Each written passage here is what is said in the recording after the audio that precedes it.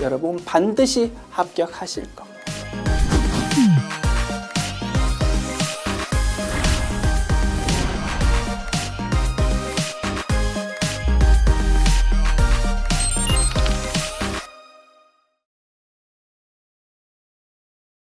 핵심 기출 문제 4번 주식회사 59이고요. 코드번호 1159 제59의 기출 문제를 시기표 문제 2번을 연습해 보는 것입니다. 1159 주식회사 59로 변경하신 다음 출발합시다. 일반 전표 입력 메뉴에 입력하십시오. 이렇게 출제되는 것이고, 자, 메뉴 엽니다. 일반 전표 입력 메뉴.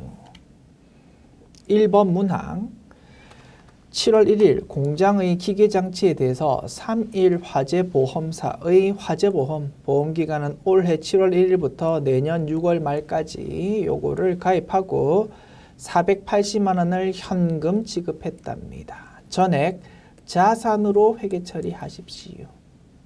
보험료 냈다 이겁니다. 일반적으로 보험료 내면 보험료라는 비용으로 회계 처리하는 것이 일반적인데 조금 변형하고 싶었답니다. 너무 쉬울까봐 뭘로? 비용이 아니고 자산으로 회계 처리하래. 계정과목 뭘로? 선급 비용으로 회계 처리한다 이겁니다. 차변 선급 비용, 대변 현금으로 480만 원을 회계 처리할 것이고, 나중에 12월 31일 결산일이 되면 선급 비용 금액 중에서 올해 비용에 해당하는 부분을 발라내 가지고 보험료라는 비용으로 처리하는 기말 수정 분계를 아마 할 겁니다. 지금은 기말 수정 분계 아니야. 7월 1일의 분계를 묻고 있다고. 됐죠? 그래서 보험료에 대해서 가끔 자산으로 처리하십시오. 이렇게 물을 수도 있겠구나. 됐습니다. 7월 1일 차변에 선급 비용 자산으로 얼마? 480만 원을. 대변에 돈 뭘로 줬습니까? 현금으로 주었습니다. 됐습니다. 입력 완료. 2번 문항 7월 10일 회사는 전 임직원 퇴직금 지급 보장을 위해서 확정급여형 DB형 퇴직연금에 가입하고요. 6월분 퇴직연금 500만 원을 보통예금으로 납부했다. DB형 퇴직연금요. 실제 직원이 퇴사할 때까지 회사의 퇴직금 지급 의무가 끝나지 않는다고 했습니다. 계속 남아있다고 했고, 연금에 불입한 돈 주인 여전히 회사 거다. 따라서 불입한 돈에 대해서 회사의 자산 계정 과목인 퇴직연금 운용자산으로 회계 처리해가지고 계속 관리해 나가야 된다 이겁니다. 됐죠? 차변에 퇴직연금 운용자산 500만 원, 대변에 보통예금 500만 원 이렇게 회계 처리하자. 7월 10일 차변에 퇴직연금 운용자산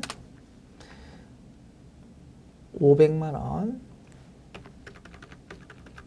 대변에 보통예금 500만 원. 입력 완료. 3번 문항 7월 13일 태안에 공장을 신축하기 위해서 주식회사 서산산업으로부터 건물이 있는 부지를 구입하고 건물을 철거했다. 건물이 있는 부지를 5천만 원에 일괄 구입한 후 대금은 신한은행으로부터 대출했고요. 대출 기간은 3년이랍니다. 그 다음 또한 건물의 철거 비용 300만 원과 토지 정지 비용 320만 원은 당좌 수표를 발행해서 지급했답니다. 요 내용들을 전부 하나의 전표로 입력해 달랍니다. 전표 번호가 전부 동일하도록 차변 대변 회계 처리하라 이겁니다. 별표 쳐 주십시오. 제3장 유형자산 단원에서 제가 강조드렸던 거래다 그지? 토지, 건물과 같은 부동산은 토지와 건물이 한꺼번에 거래되는 일괄 거래의 특징이 있다고 했습니다. 자, 우리 회사가 공장 지으려고 토지를 샀는데 그 토지에 허름한 건물이 있더라 이겁니다. 우리는 토지와 건물을 사긴 샀는데 쓸 거는 only 토지밖에 없어. 그래서 허름한 건물을 사자마자 부숴버렸다 이겁니다. 자, 토지와 허름한 건물 값으로 5천만 원 지급했는데 이 5천만 원에는 분명히 토지 금액과 건물 금액이 전부 모두 포함된 거지만 우리 회사는 only 토지만 사용할 거기 때문에 허름한 건물 값도 뭘로? 토지의 취득원가로 처리한다고 했습니다. 그죠? 굉장히 중요한 내용이라고 했다. 그죠? 그게 출제되었다. 그래서 5천만 원에 대해서 건물이라는 계정 과목을 쓸 이유가 전혀 없고 전부 다 토지라는 계정 과목으로만 처리하면 될 것이다. 됐죠? 그거 너 아니? 그거 물어봤습니다. 토지 5천만 원. 대변에 이제 돈 주어야 됩니다. 자, 5천만 원 돈 주어야 되는데 우리가 돈이 없었나 봐. 은행에서 빌려가지고 돈 주었다 이겁니다. 그러면 대변은 뭘로? 차입금으로 기록된다. 그지? 부채의 증가. 그리고 만기가 3년이니까 장기 차입금으로 적으면 될 겁니다. 5천만 원.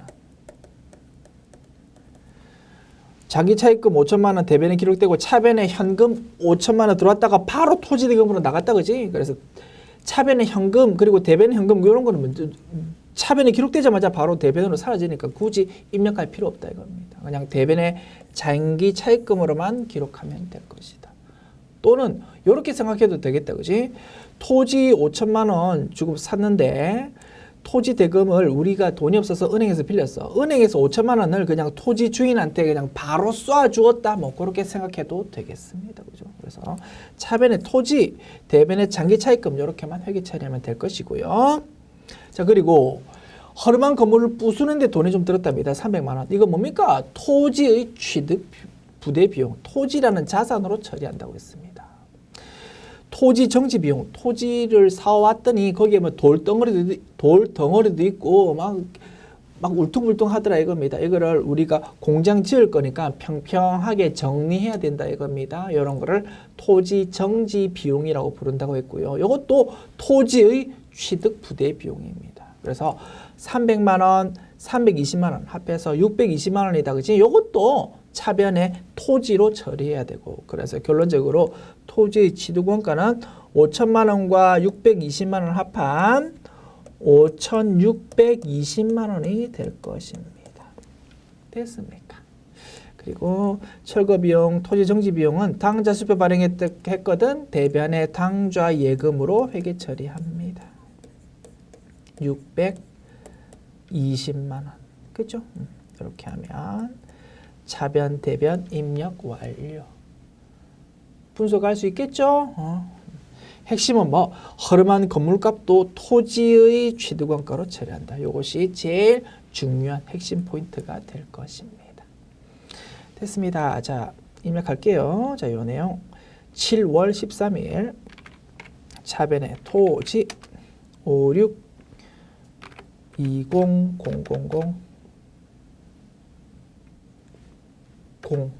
그죠? 5620000 대변에 장기 차입금이라는 부채의 증가 어디에서 돈 빌렸습니까? 신한은행으로부터 돈 빌렸습니다.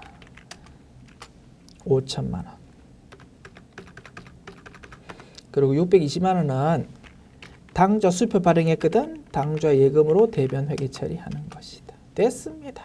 입력 완료. 4번 문항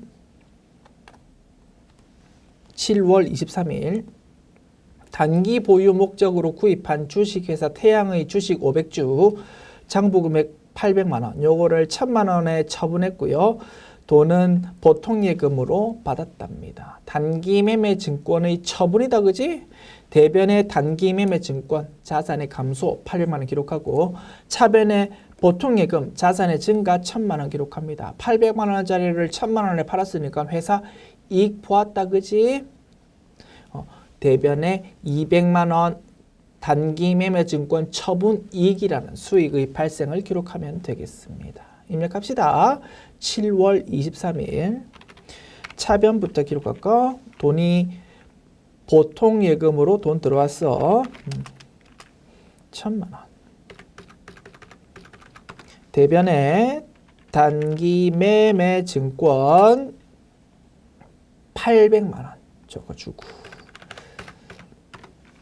대변에 단기 매매 증권 처분 이익 수익의 발생 200만 원 적어주면 입력 완료.